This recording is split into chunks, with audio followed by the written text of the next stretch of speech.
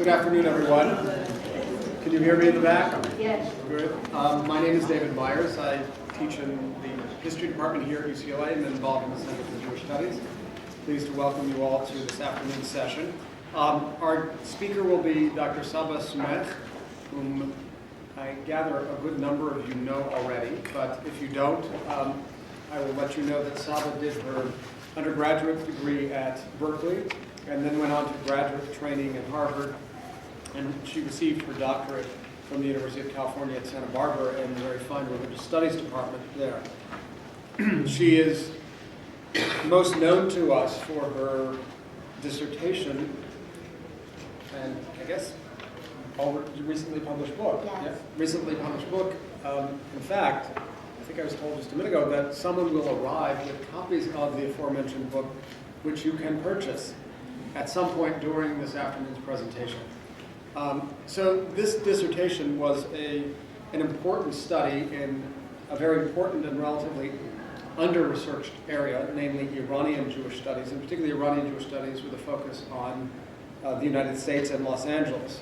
What Saba did in this dissertation and book, and what she's going to speak to us today, is a multi-generational study of Iranian Jewish women, particularly around their attitudes towards Jewish religious tradition.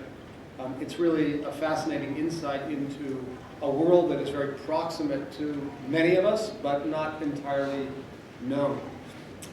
It's really a pleasure to welcome now the newly published author to our midst, Dr. Saba Soomekh, who will speak on From the Shahs to Los Angeles, 3 Generations of Iranian Jewish Women Between Religion and Culture. Saba, welcome. Thank you so much for letting me be here and for coming. A part of me wants to read this, a part of me just wants to have a discussion, but I guess I'll read the presentation. This came out of my book, and my book deals with and touches upon a lot of different matters and subjects, and so I wanted to specifically look at religiosity and the newfound religiosity of a lot of Iranian Jewish women becoming Baal Shuva, becoming modern Orthodox or ultra-Orthodox, etc. So Los Angeles is home to the largest concentration of Iranians outside of Iran.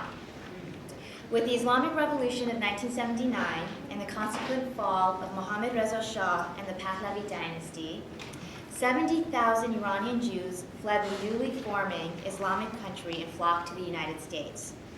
Iranian Jews knew that with the collapse of the Pahlavi monarchy and the new regime of the Islamic Republic, there would not only be a change of government, but also a revolution, during which they would most likely be stripped of their religious rights. Iranian Jews felt that due to their prominent socio-economic status, their identification with the Shah and his policies, and their attachment to Zionism, Israel, and America, they would not be tolerated under Ayatollah Khomeini's new regime. Since 1965, Los Angeles has had the highest concentration of Iranians in the United States and has become the Iranian center after the revolution. Many Iranian Jews opted to settle in Los Angeles because they knew about the already well-established large Iranian Jewish community thriving here. By 2012, the Iranian Jewish community numbered roughly around 45,000 in Los Angeles alone. Most people came to be near their family and friends and thus formed the largest community of its kind in the United States.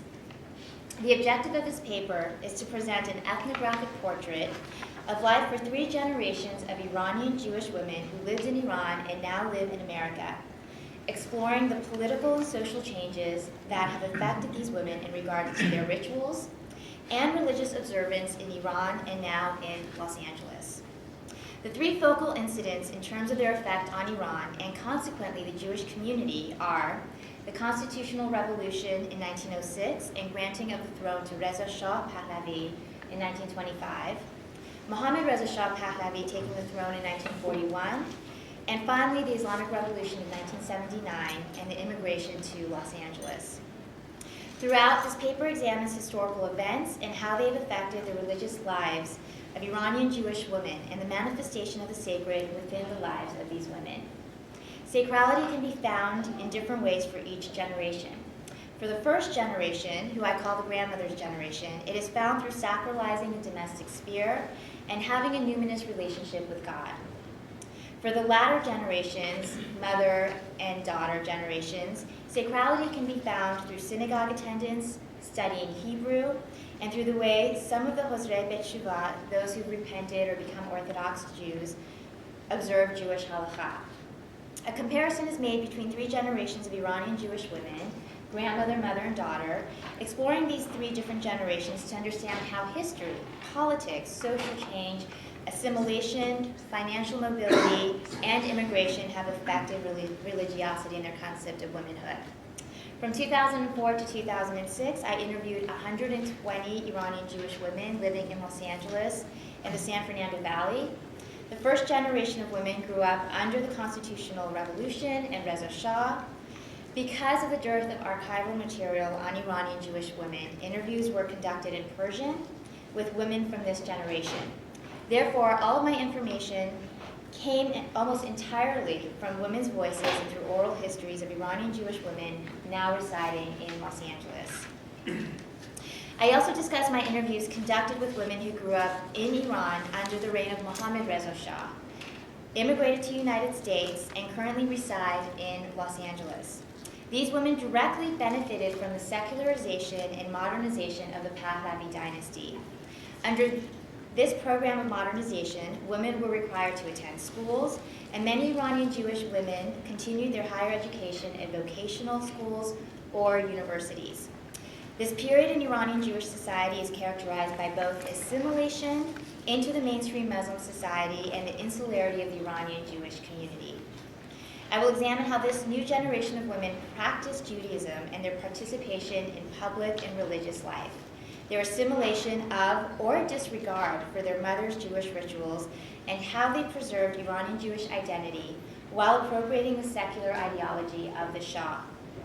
I will also discuss how women who were raised under the Pahlavi dynasty and immigrated to Los Angeles preserve and pass on their Iranian identity while still appropriating certain aspects of the dominant Ashkenazi Jewish culture in Los Angeles. While Iranians do attend Iranian and Sephardic synagogues, in Los Angeles, an overwhelming majority of Iranians attend either conservative or Reform Ashkenazi synagogues and day schools. Thus, Iranian Jewish immigrants are experiencing a notably different Judaic environment than that which was practiced in Iran. The Judaism with which they are now familiar with in Los Angeles is an egalitarian one rather than the male-dominated Judaism practiced in Iran. Finally, I will explore how demographic change has affected first-generation young Iranian Jewish women and their religious lives. These young women only know life in America, as what I refer to as the daughter generation. Many are actively involved with their Reform, Conservative, and Orthodox Ashkenazi synagogues. They participate in young adult programs, temple sisterhoods, and some have attended seminary schools, becoming rabbis and cantors. Other young Iranian Jewish women specifically choose to attend Iranian Orthodox, either ultra-Orthodox or modern Orthodox synagogues, even when their parents choose to go to a Reform or Conservative Ashkenazi synagogue. These women want to be a part of an Iranian congregation, and they have embraced a more religious form of Judaism than that which they were raised in. For the first generation of women, who I refer to again as the grandmother's generation, they describe themselves as having a very pious They describe themselves as being very pious Jews in their native country of Iran, and now in the diaspora. Whether they are in a conservative Shia country like Iran or in a pluralistic society like America, religion is a major component of their life. How can we interpret the way elderly Jewish women who are illiterate in Hebrew and excluded from a male-dominated Jewish culture, how do they define their piety? If the religious aspects of Judaism were never taught to them, how do they know what to do for the holidays? How do they define their Jewishness? To understand the role of Jewish women in their ritual practice, one must focus on the area in which these women exercise the most power and authority, within the domestic sphere. Iranian Jewish women were involved in what anthropologist Susan Sarah calls the domestication of religion, where they personalize their religious tradition, its rituals, institutions, symbols, and theology in order to safeguard the health, happiness, and security of the people with whom they are linked in relationships of happiness, care, and independence. Iranian women have been excluded from the study and formal prayers of Judaism, and their religious world is concentrated within the sphere of the home, kitchen, holidays, and familial duties. They see the profane activities of cleaning the house or preparing food as a sacred act of ritual devotion. While their husband's religiosity stems from the synagogue attendance and the study of Torah, the woman's religiosity stems from the domestic duties, and union with God comes from being an altruistic wife and mother. Ritual activities involving Shabbat, Rosh Hashanah, Yom Kippur, Passover, tomb pilgrimages, the laws of Nidah, celebrating Nowruz, which is the Persian New Year, and lighting Esfand, which is, it's almost like an incense. It's a wild rue that all Persians light in order to ward off the evil eye. All of this was done as a way of communing with God and also as a way of enacting their role as spiritual guardians of their family and protectors of their loved ones. They would spend weeks and weeks and weeks preparing for the holiday of Passover, which for all of my interviewees said it was the most important holiday. These women would obsessively clean the house, repaint the house, they would wash all their utensils, burn them, make food, literally grind salt to make it kosher for Passover. And when I asked these women if they still perform these tasks today, they said that they do not. Some said, we just don't have the energy to do that anymore, while others acknowledge and have accepted that Jewish law does not require going to such extremes in preparing your home for Passover. The majority of the women now attend synagogue on the first 2 days of Passover. Because they're able to practice religion in what they refer to as a male way, they do not feel that they must show their religiosity through the domestic sphere. Now that they live in Los Angeles, synagogue attendance has replaced the domestic tasks. Widowhood and old age has allowed these women to come out of the domestic sphere and into the public sphere for the performance of certain religious rituals. For the second and third generation of Iranian women, there is a similar decline in domestic rituals. Many of these women have a better Jewish education than did their mothers and grandmothers, and therefore they know what is required of them according to Jewish law. The women who grew up under the Shah and moved to Los Angeles did not prioritize religion or practice religious rituals. They were raised in an Iran that wanted to modernize and separate itself from its religious past. And these women wanted to embrace that modernization. They cherished and protected their Jewish heritage and identity, but they believed it should be separate from their public lives. They did not want their Jewish identity to separate them from other Iranians. These women appropriated the Western and secular lifestyle that the Shah propagated, and they did not practice any of the religious rituals that defined their mother's generation. However, although many affluent Jewish families became less religious, they always maintained their Jewish identity. The desire for upper-class Jews to assimilate into the dominant non-religious Iranian society is very similar to the way Western and Central European Jews felt in the 19th century. Jewish emancipation in Europe led many women to rethink both their religious roles and their religious status. Ellen Umansky writes that by the 19th century, Jews participated in the economic, cultural, and political life of Western and Central Europe. Wealthy Jewish women were the first to take advantage of the opportunities that emancipation provided for them. They were able to study, move away from home, seek new means of self-expression. Similarly, the Pahlavi's regime attempt to modernize and secularize Iran allowed Jews to participate in most aspects of Iranian society, and many Jewish women wanted to embrace a more secular and westernized community. The assimilation of Jews into secular Iranian culture under Mohammad Reza Shah is comparable to the assimilation of Jews into German society during the 19th century. When looking at German culture and Jews, Jacob Katz writes, Jews have not assimilated into German people, but into a certain layer of it, the newly emerged middle class. They were expected to conform to the standards of German middle class through occupational restructuring, religious reform, and the adoption of German manners, language, and culture. Like the German Jews of the 19th century, Iranian Jews under the Pahlavi regime were expected and encouraged to appropriate secular Muslim culture. Yet no matter how modernized they became, the Jews of Iran never fully assimilated into Iranian society. There were limits placed on how successful they could become in their professions, and like German Jews, they remained exclusively bound to their own community and Jewish identity. A majority of the women assimilated into the dominant secular Muslim, westernized culture, yet they still said it was very important for them and their families that they maintained a Jewish identity and married co-religionists. However, now that these women live in a pluralistic society in America, they are influenced by Ashkenazi Judaism, and they have the means of the desire to learn and practice Jewish texts and rituals, which they have embraced wholeheartedly. With their immigration to Los Angeles, many women found a new level of Jewish observance. Some became a part of the Reform or conservative movements, enjoying and supporting the egalitarian roles that these movements give to women.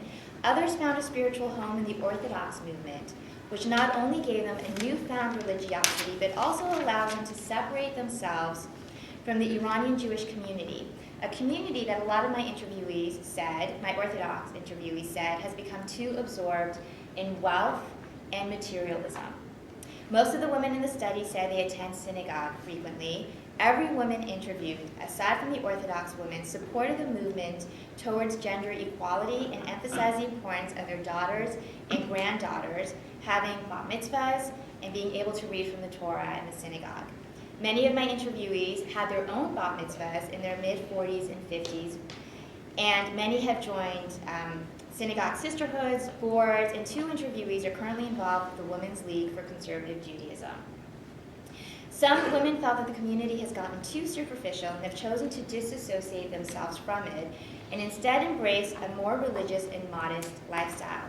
There are a group of Iranian women who have embraced the Orthodox movements and are more religious in Los Angeles than they were in Iran. Iran did not have different religious movements. When Iranian immigrants came to America, for the first time they were introduced to different movements within Judaism and had the chance to choose their degree of religious observance. Most Iranians in Los Angeles are a part of the conservative or reform movements. However, an increasing number of Iranian families are becoming Orthodox and are establishing their own Iranian Orthodox synagogues. Most Orthodox Iranian Jews live in the Pico-Robertson area, which is a large American modern Orthodox Jewish community. They attend their own Iranian synagogues and also send their children to Orthodox schools, high schools, yeshivot, etc.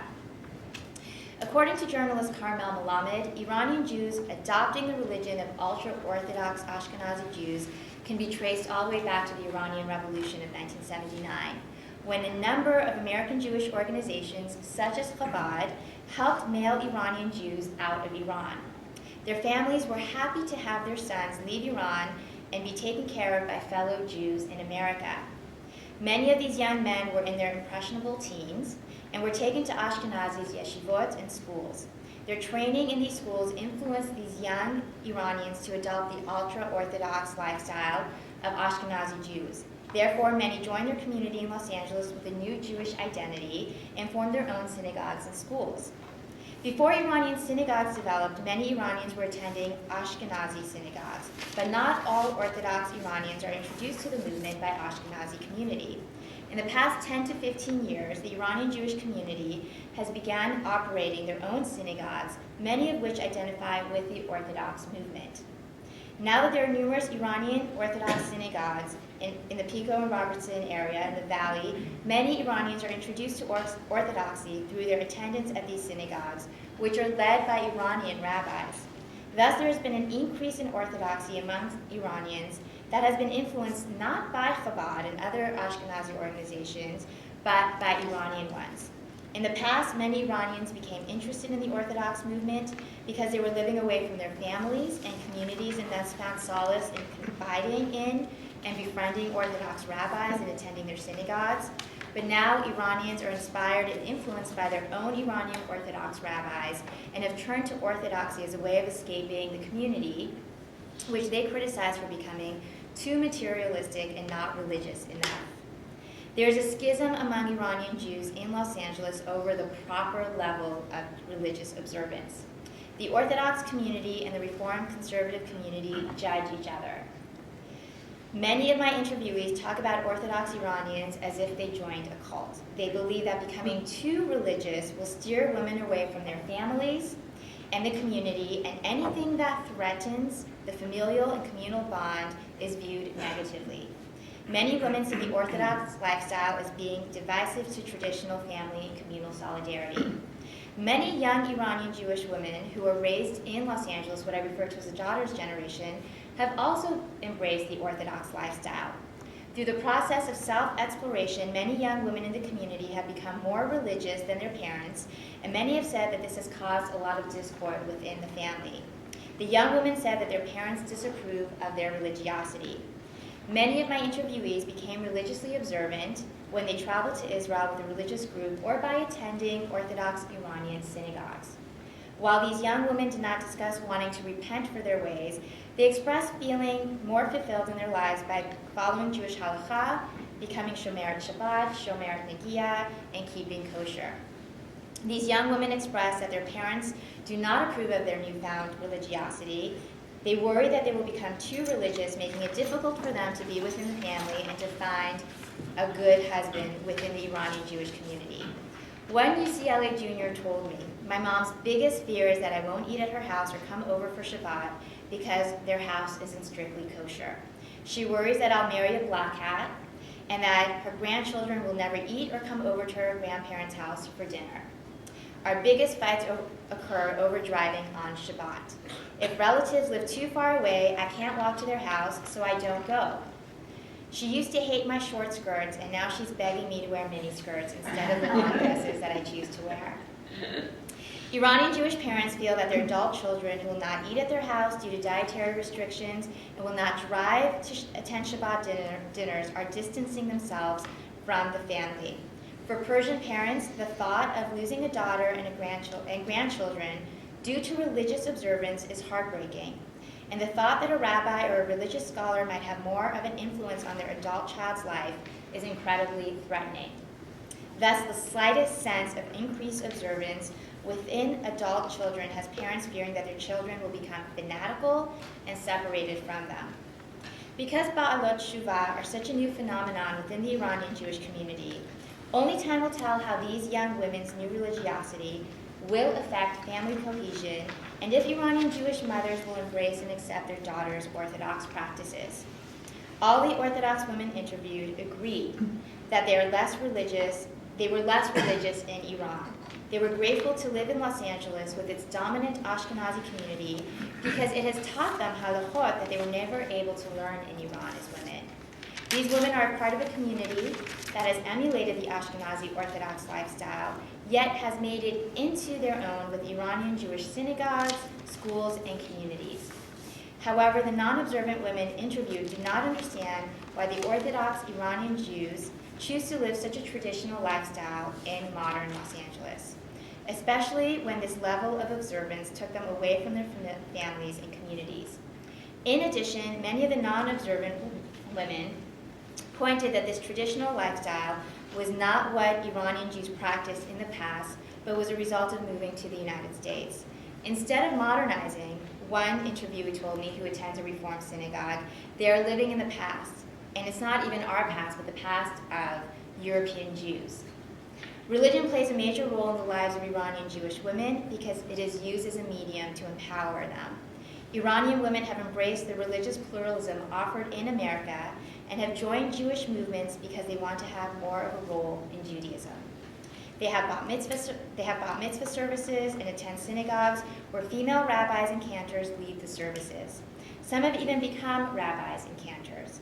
There's also a group of women who have embraced the Orthodox lifestyle because they have found that their identity through observing Jewish halachot has enabled them to rebel against a traditional Iranian Jewish culture, which according to these women has become too focused on materialism and physical appearance.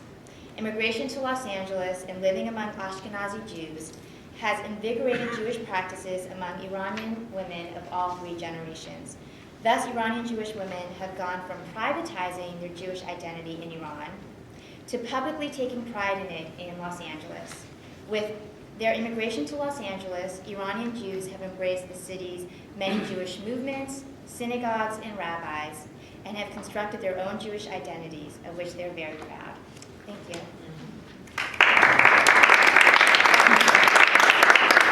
Thank you very much, Saba. Before we open the floor for questions and comments, I want to remind you that there is at the Fowler Museum right now an exhibition devoted to Iranian Jewry and its culture entitled Light and Shadows.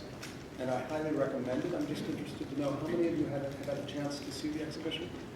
Okay, well, I encourage all of you who have not to make your way to the Fowler, which is just down the steps here. In fact, you could maybe make it this afternoon for a visit. David, can I make a private plug?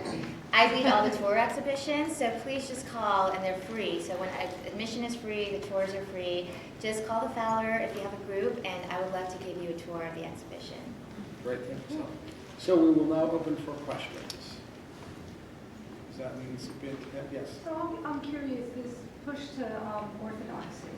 I know you mentioned that girl, I guess when they were all going around the Habab took some of the sons, but how do you explain just what you were saying that, here they are in Los Angeles, they can practice anywhere they want, yet just what that woman said, they're going back and following an Eastern European path. How do you explain that, or what's the... Well, it's so interesting to me because I live around that area, and nothing is more fascinating than seeing an Iranian Jewish man dressed like he's a Lubavitch Jew. I mean, it doesn't really make any sense. Yeah. But, for a lot of the women I interviewed, a lot of them are recent immigrants to Los Angeles.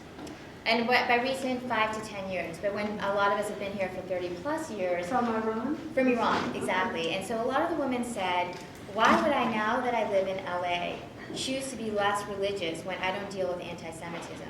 Because I live in this environment and I can practice freely and practice my religion and be able to study, and of course, these Orthodox women don't see that they're not a part of an egalitarian movement. They think they're part of a more egalitarian movement because they are the ones who are actually really practicing halachot, and they have, they're having Torah study with, the rabbi's wife and this and that.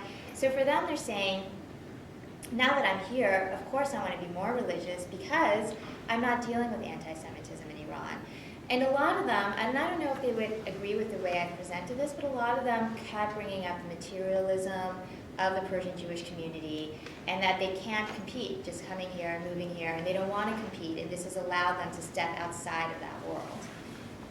For a lot of them, they said, you're throwing a bat mitzvah for your daughter and it costs $120,000. What kind of, what religion is a part of that and stuff? So I think for a lot of them, it has allowed them to step outside of what they see as a very materialistic, already established Iranian Jewish community. So they almost watch shows of sunset, I'm sure. I'm sure they don't, because they probably don't want, but, they don't like that. No one in the Iranian Jewish community likes the way that show is portrayed, but for them, it allows them to step outside and be more religiously focused. Thank you. I'd like you to comment on two questions that I have. First is that I have been told by Persians here that the ones that came to Los Angeles were more business class, and the academics went to the East Coast, and the emphasis on materialism is far greater among Los Angeles Persians. And the second is, what is the role of divorced women, Persian women? How are they received or integrated into the community? My experience from several that I know is that they have been on the fringe. Right, okay, so that's a great question. In regards to your first question, I think the materialism, first of all, it's Los Angeles. It's not only Iranian Jews who tend to live up to that. But I think it is allowed, because there's such a large number here, it has allowed a lot of the competition to happen. Iranian Jews were forced to live in mahallas, the Jewish ghettos, up until Reza Shah. And then even though they were allowed to come out of the ghettos and be embraced by secular Iranian society, they still chose to live close to each other and within their own communities. And so I think, when I write a lot about this now, they still had that quote-unquote ghetto mentality, but the ghettos now, ironically, are Beverly Hills, Brentwood, Westwood, the San Fernando Valley. But I think it's because they live amongst each other that they are able to do that. When you look at East Coast Jews, outside of the Mashhadi Jewish community in Great Neck, New York, they're all over the place, so they don't have this 45,000 people living amongst each other with your daughter living 2 blocks away, your mother-in-law living 3 blocks away. I mean, the Iranian Jews have really recreated that life back here.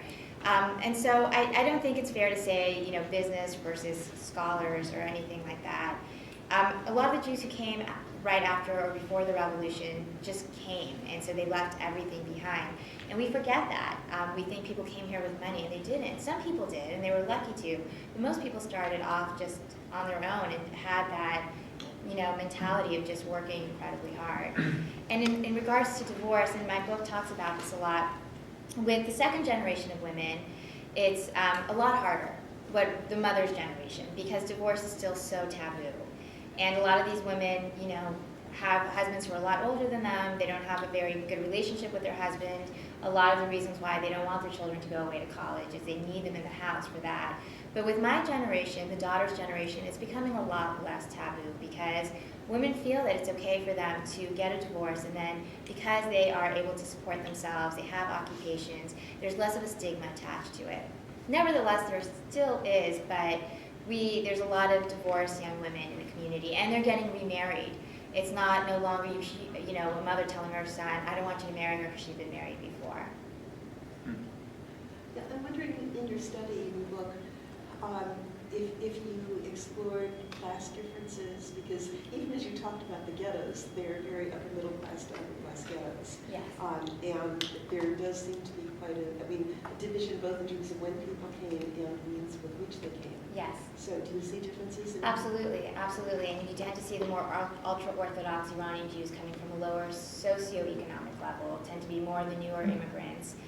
There's a lot of pride people take in saying their children go to Sinai or their children go to Stephen S. Wise and they go to this temple.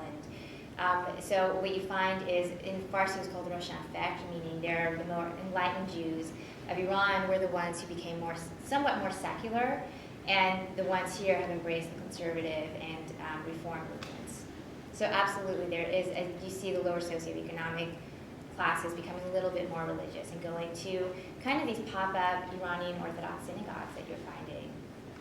So, I'm just trying to follow some of the other points you made. So, the attraction to becoming more observant, becoming Orthodox, it sounds like is not just about being liberated from a more patriarchal society, but also might have class implications. I think so, well. yes. And I don't know if the women in my study would agree to that or they like that, but so many of them brought up the materialism and why they want to get away from that, or that they can't compete with that, and they don't want to compete with that, and they don't want to raise their children feeling that they need material objects and a car at 16, and being a part of this lifestyle allows freedom. Well, I've lived in LA from the East Coast since 1976. In 1979, when the Shahs sister was living in Truesdale, and I think she was the magnet that attracted the immigrants to LA.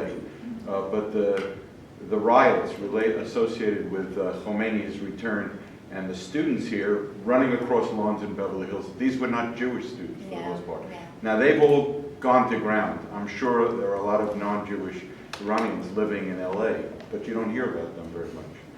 And it's an interesting phenomenon. And then I've watched as Beverly Hills, which has been called the Golden Ghetto in books and other phenomenon, is now becoming, if it hasn't already demographically become, an Iranian Jewish ghetto.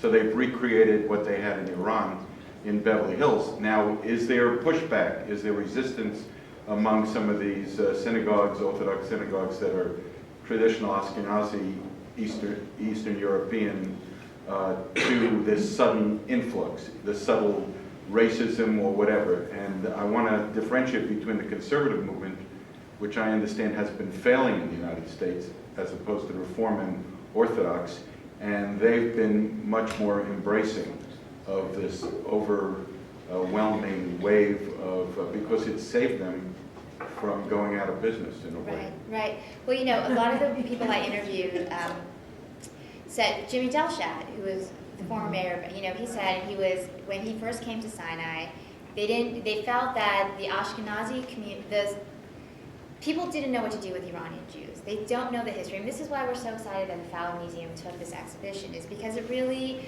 teaches not only the Ashkenazi community and non-Jews, but even Iranian Jews. My generation and my students who David was very lovely and allowed me to teach a course on Iranian Jewish history, they didn't know anything about the story and history of Iran. And so if our own students don't know it, how do we expect Ashkenazi Jews to know it? I think the institutions were very welcoming, as Jimmy said, but the people were very worried. I mean, he told me that people at Sinai were worried that they were going to turn Sinai into a Persian bazaar. And, there was an aspect to it that was true to that. One, in synagogues in Iran, you didn't have membership. Memberships didn't exist. That concept didn't even exist. Yeah, being a part of a sisterhood none of that leadership, none of that really existed. But Sinai, it's been 30 plus years, and Sinai's been very open, so is Stephen S. Wise and some of the other Reform synagogues. The Orthodox synagogues, from my interviews, have been very excited to have the Iranian Jews coming there. Very excited. But now you see less Iranian Jews going. There's a Chabad Persian synagogue on Pico Robertson. So they're no longer going to the Chabad Ashkenazi, but it doesn't even make sense that there's Chabad Persian, but that's what exists now. It's a weird concept, Lubavitch Persians, but that's happening now, and so I think they're all becoming very welcoming. To this Hold on gentleman's 1 second. point, I'm sorry. There was I think there- a hand raised right here, you did see it. Okay, I see it. Thank Behind, you. yeah. Please, we're going to go right here, which is what I saw, then back there, and then we'll return to you. I am sorry, I'm sorry, we do Golda was my kindergarten teacher. Have that support. We also have been very welcoming when the Russian Jews Yes. make their appearance in this country too. But my question is, maritally, is there one group that's easier for young Persian Jewish women to marry into? Would it be Orthodoxy? Is that where it's going? Or would it be conservative or reform? Marry into within the Iranian Jewish community? Either Conservative reform.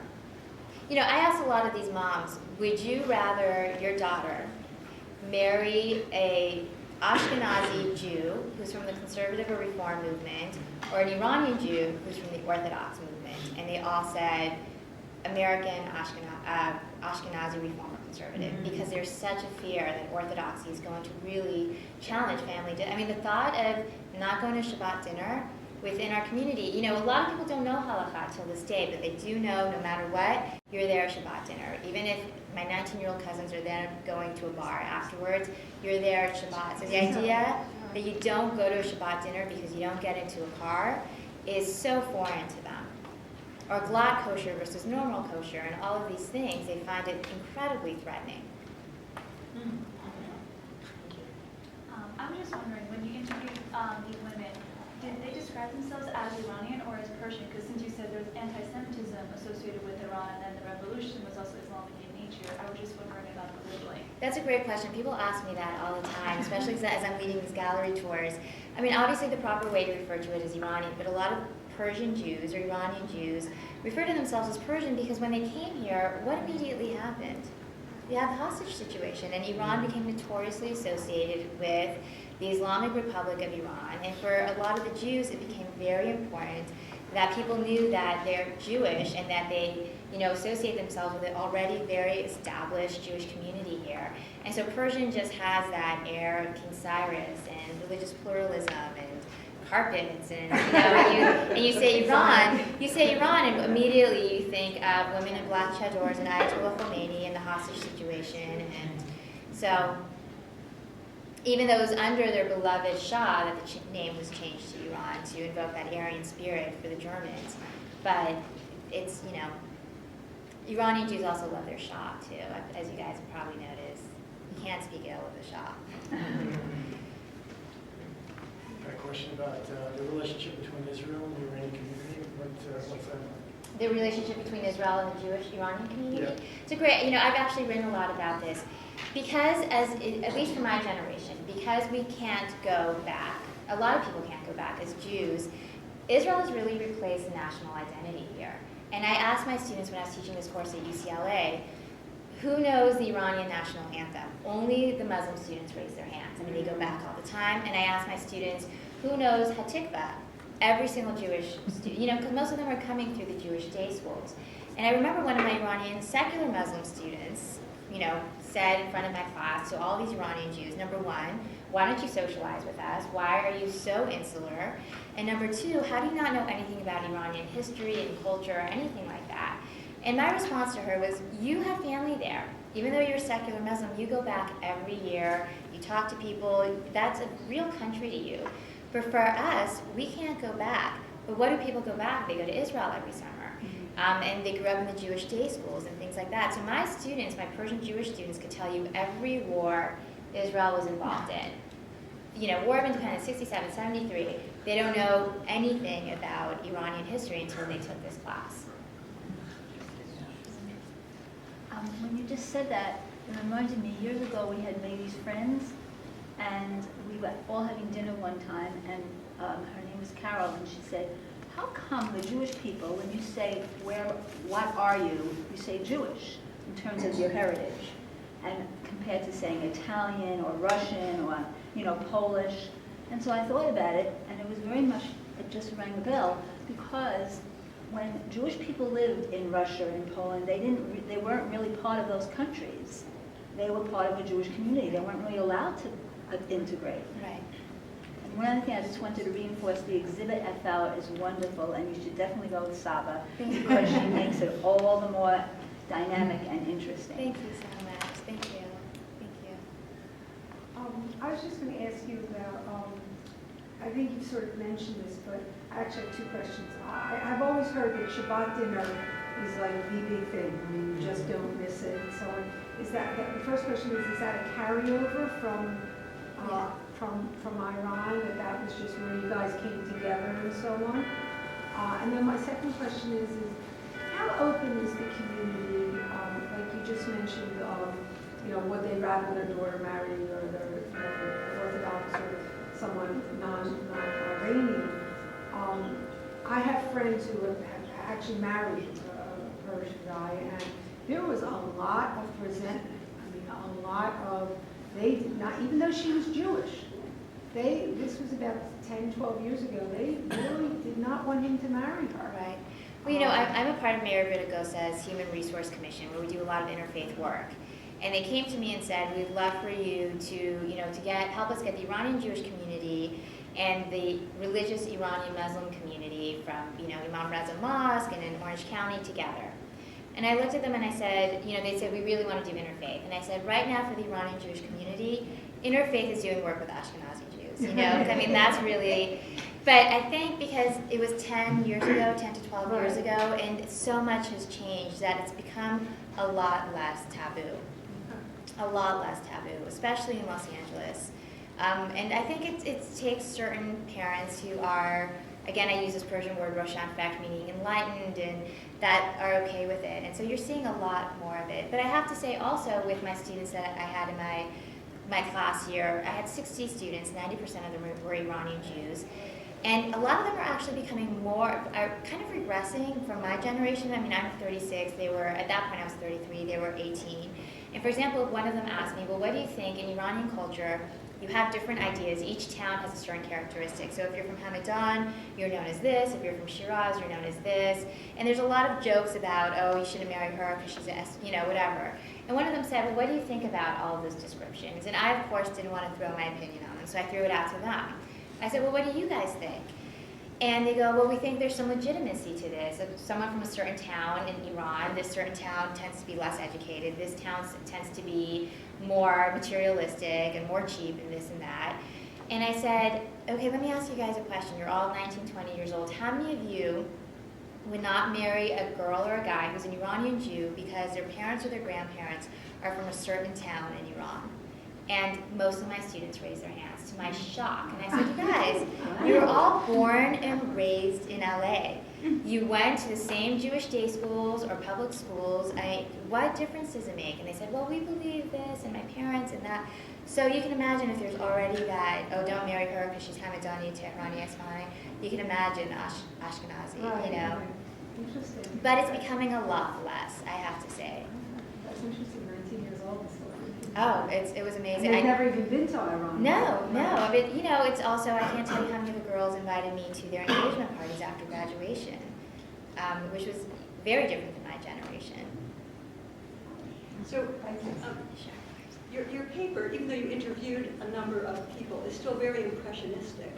And I'm interested in whether any statistical work has been done on the Iranian Jews, on the Jews in Iran. We now probably have 3 generations: the elders like me, and the middle ones, and we have younger ones. And it would be interesting to have some real statistics on how these people, where they live, how they regard life, many of the things that you dealt with impressionistically. Has there been any work done like that? Not on the community here, but the community in Iran. But not of Jews, I don't know of anyone who has done it. I haven't done it because my work is not specifically in sociology. I wasn't trained as a sociologist. So I don't deal with statistics or anything like that. This was my PhD dissertation that later got turned into a book. So it was a whole subject that I didn't even address. But I would not, Iranian Jews don't like people taking statistics, and they don't like polls or anything like that. So it would be a very hard task. Even getting people to interview me, to allow me to interview them, was very difficult. And it was a lot easier with the grandmother and mother generation. The grandmother generation were amazing, amazing. I went in there talking about religion, and if you read my book, so much of it is about sex. Believe me, I did not go in and ask a 90-year-old woman about sex. But they talked about it, and these are women who at the age of 12 or 13 had arranged marriages, and if you come to the Fowler exhibit, we can show you lots of the pictures of these child brides, moved in with their husband that they just met that day, and his whole family kind of became a maidservant. There was a pecking order.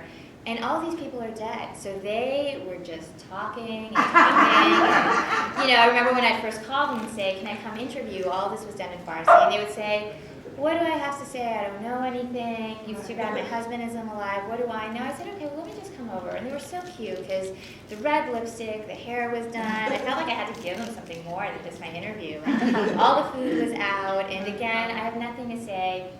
3 hours later, I'm just going, when am I getting out of it? They're just talking, because they don't have anyone asking about their lives, and they're not worried that someone's going to not marry da-da-da-da, because the mother's generation, what was hard about them, they were lovely, but there was a lot of, I think, there was a lot of sadness involved in their past life, as a lot of the women said. I was living on a cloud, and then I come here and have to work, and so much of the social pressures that are involved with being an Iranian Jewish mother, and going to the right social groups in order to make sure that your son or daughter is known and they marry. So a lot of times I would ask these questions, and women would just start breaking down and crying, just because no one's ever asked them about immigration and life in Iran, and there's a lot of heaviness involved in it. And of course, going to therapy or something like that is very taboo in our culture. So once you start, and I didn't go in there asking very personal questions. It took one question to then turn off my, my recorder and go over and hug her and say, "It's okay,"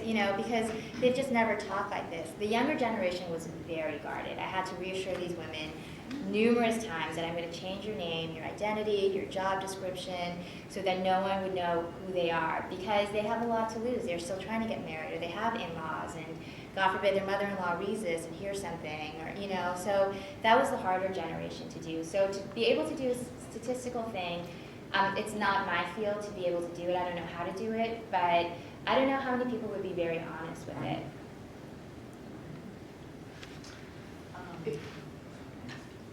So you go ahead. Oh, okay. For the daughter, and I would say granddaughter generation, is it still frowned upon for them to move out prior to marriage? It's a great question. I actually have a whole chapter on this. For the daughter's generation, yes, it is. It definitely is. Because the American concept of independence is very different within the Persian community. Very different. And again, all of my students, they all lived at home, and even the concept of moving out was so, how do I convince my mom to do that? But the irony is that it's very easy for the boys, and the boys choose not to, because they have all the freedom in the world. They can come home whenever they want, they have the food. Yeah, and it's the girls who want to, but it's still very taboo for them too. Yes? There is an informal entity called Orthodox Affiliated, another division of American Judaism. People who grew up with Orthodoxy but don't buy the whole package. And they're much more receptive to accepting the Iranians who come in. And yet, I've seen Iranian Jews who've defected from the Chabad Iranian congregations to join the more mainstream, as they see it, less mimicking of the Polish nobility of the 17th century people, and want to be more Americanized, so they've joined the traditional Ashkenazi Orthodox community, and they are shunned as if they've told me that there are people who stop speaking to them because they've defected to the Ashkenazi camp and left their Iranian Chabad congregation. So there's, you know, I'm sure within every culture you have all these subdivisions. Absolutely. And the town, like the people from Chelm, who would want to marry somebody who was from the town of Chelm. So the Iranians have it too, and not to mention the genetic diseases that have been inbred, just like the Tay-Sachs in the European. They have the muscular dystrophy from marrying all their first cousins for hundreds of years. Yes. So there are things that people don't even know about the Iranian community because they're sort of new kids on the block. So Saba, there are parts of your story that seem very familiar to the account of sort of the classic American immigrant experience, and there are parts of it that seem not so familiar. I'm wondering if you have a sense of whether your story is distinctly Iranian, distinctly Jewish, or distinctly American? And have you given any thought to a comparative perspective, most significantly of non-Jewish Iranians and their experience? In fact, more than that, the gendered experience of Iranians and Iranian women. Are they passing through the same stages that you were describing, which seem, again, very familiar at one level and not so familiar at another level? Familiar in terms of the increasing comfort with American society and the effects of acculturation. Not so familiar, at least with a classic early 20th century account, in terms of the turn towards a more insular religiosity, though I would say anecdotally that seems to be the experience of many early 21st century, third generation grandchildren of immigrants. So, but not exclusively Jewish. So, A, did you undertake any comparative work? B, what's your sense of whether this is an Iranian, a Jewish, or American story? The obvious answer is it's all of them, but maybe you can isolate some of the components of what's distinct about the story and what isn't. Right. So in regards to the comparative work, I focused mostly on Iranian Jewish women. But something that constantly came up amongst all three generations was how much easier Iranian secular Muslim women have it than the Jewish ones. In Iran, we were taught to be, there's this Persian word called najib, meaning virginal, innocent, you don't show yourself off. Muslim women were the ones who were dancing, who were out there. All of our men dated these girls, married us. You know, they didn't have to be najib, all of these things. And then I interviewed some secular Muslim women who live in Los Angeles, and they were aghast by these accusations. Because number one, why would I not have to be najib? Because I don't come from an Iranian Jewish family, you know, so Muslim girls are more sexual than the Jewish ones. And then the question came to, well, how much do you, sex was so taboo, and sexual modesty and najib, no one was openly talking about it. So if you had a Muslim friend, you weren't talking about these things. So when I would ask these women, well, did you know for a fact that your Muslim friends didn't have to deal with all these social gender discrimination and constrictions that you did? They're like, no, we didn't, but we just knew it was so much easier for them. When I interviewed, and I interviewed 120 Jewish women, I only interviewed 5 Muslim women, and all of them were just, what are these women talking about? Of course we had to be the same way they were. We don't have it as easy. And even my Muslim students, secular Muslim students in my course at UCLA, turned to all the Jewish boys and said, you date us and you marry them, and to turn to the girls and said, why do you think that you have it any different than we do? You think our parents aren't strict with us and we don't have to abide by social norms and sexual norms? And so I think the Jewish understanding of what secular Muslims go through is a lot more romanticized and so much easier than really what these women were telling me. This story is very Jewish in the sense that when you had German Jews first come to America, they were secular. I mean, they weren't secular, but they assimilated with, pluralistic German, Lutheran, Protestant American culture. And then you had the Eastern European Jews that came. And what was the response of these German Jews to the Eastern European Jews, which was they were embarrassed by them. Why do you dress like that? Why do you stop speaking Yiddish? You know, that assimilate and acculturate. And you see a very similar aspect going on with the Iranian Jewish community, where the ones who we've been here 30 plus years, you know, part of the reform or conservative movements, assimilated, dressed in a certain way, and then they look at the newly Orthodox community with the wigs and the long dresses and this and that, and they're going, well, why do you look like that? Why do you dress like that? And by the way, we didn't wear wigs. No one ever wore a wig in Iran. So this whole concept is so new to them. And so it's a very similar aspect in that regard. And then I think, you know, there was nothing on Iranian immigrants in America when I was doing my research. So a lot of what I had to do was look at Latina women, South Asian women, very similar in regards to a lot of, you know, assimilation issues, gender issues, parental gap issues. I talk a lot about that in my book, of, you know, being a first generation and having your parents be more traditional, and how do you navigate being first generation in Los Angeles and wanting that concept of independence and all of these things. And I don't think it's any different than anyone, if you guys, if your parents were from an immigrant community and you were the first generation growing here. How many Jews are left? Yes. It just reminded me of a long time ago when the Jewish Museum first opened in New York. There was an exhibit of, they had, which they still have, the Jewish paper, the Forvitz, but they had an example of like a Dear Abby kind of column. Yes, yeah. And I'm just thinking now, this is 100 years after that, and you know, the more things change, the more they remain the same. So a woman was writing into Dear Abby, very, very upset, like she was ready to jump off the cliff, because she was Romanian and her daughter was going to marry a Hungarian Yes, Jew. I remember reading about that. Oh, Yes, okay. yeah, And my that research. was very serious into marriage. Yes, yeah, I mean, I think it's a very traditional Jewish immigration story. So what is it that keeps the Muslim community together as far as holidays or religious observances? Well, that's a great question, because the secular Muslim community is not together. They're nationalistic, but they're not religious at all. And again, so many secular Muslims turned to the Iranian Jewish community during the Green Revolution in 2009 and said, well, why aren't you at the federal building with us wearing green, and you know, why don't you care about Iran? And the response was, at least for my students in my generation, I can't speak about others, was, what difference does it make if Mossavi comes into power at Ahmadinejad? I can't go back there. There's still anti-Semitism. They still see Israel as this little Satan. They're still so it makes no difference to me. And again, it goes back to that Zionistic sense of nationalism. Israel has replaced Iran. For the religious Muslims, the Shia Muslims, there's so many holidays, and a lot of that revolves around Imam Hussein, you know, Imam Ali, all the 12 different imams, and then they have the day of Ashura.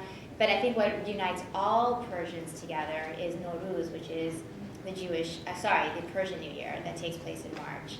So no matter if you are Zoroastrian, Baha'i, Jewish, Christian, Muslim, religious, or totally secular, everyone celebrates Nowruz. And for the women, it is lighting Esfand, because it's such an important aspect of lighting this almost incense type thing in order to ward off the evil eye.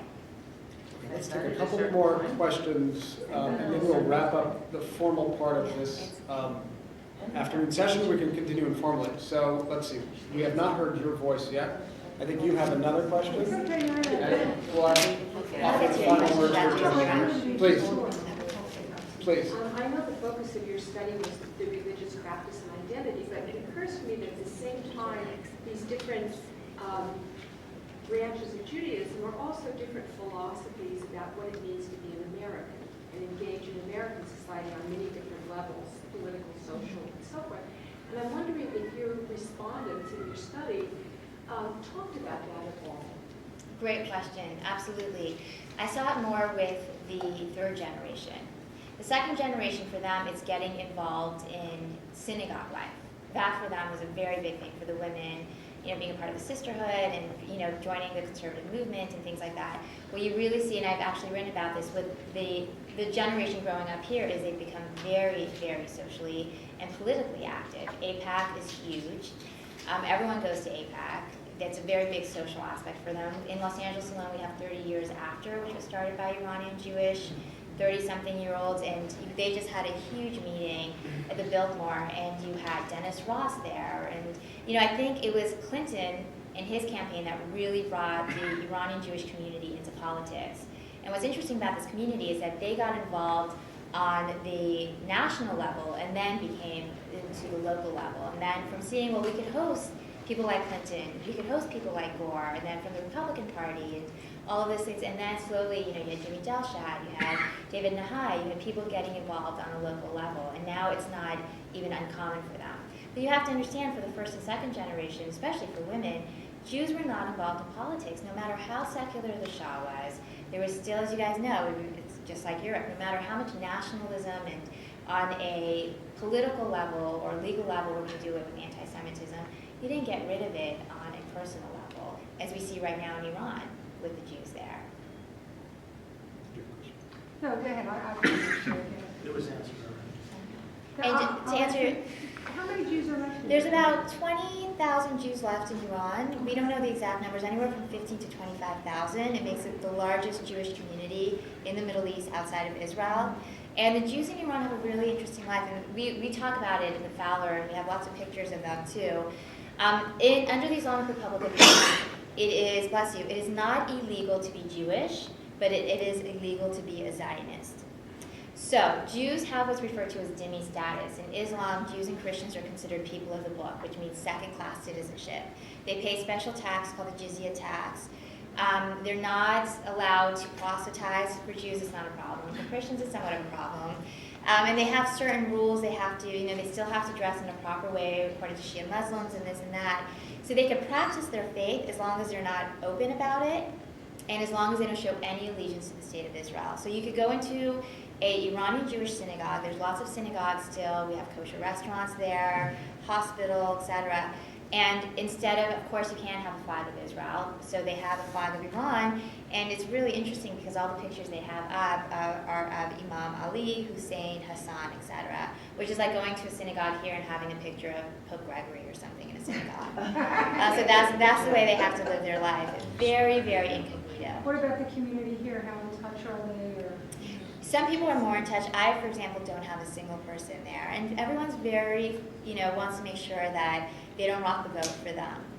Especially with what could happen between Iran and Israel, which could be taken out on the Jewish community there. Okay, well, thank you very much. Thank you.